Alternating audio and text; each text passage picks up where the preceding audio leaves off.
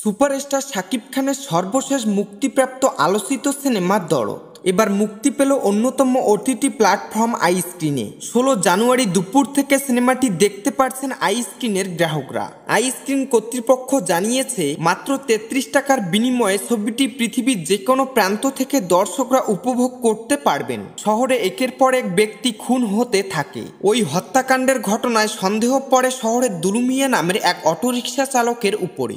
সেই দুলু মিয়া হচ্ছেন শাকিব খান। সিনেমায় প্রেমের গল্পের আবরণে সাইকো থ্রিলার দেখানো হয়েছে। 2024 সালের 15 নভেম্বর দরদ বাংলাদেশ সহ কয়েকটি দেশে মুক্তি পায়। সিনেমাটিতে রয়েছে 4টি গান। শুটিং হয়েছে ভারতের বারাণসী ও এলাহাবাদে।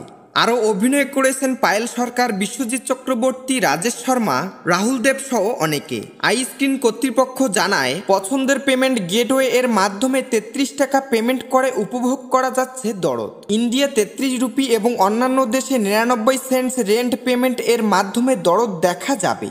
তবে আই স্ক্রিনে শুধুমাত্র বাংলা ভাষায় ছবিটি দেখা যাচ্ছে।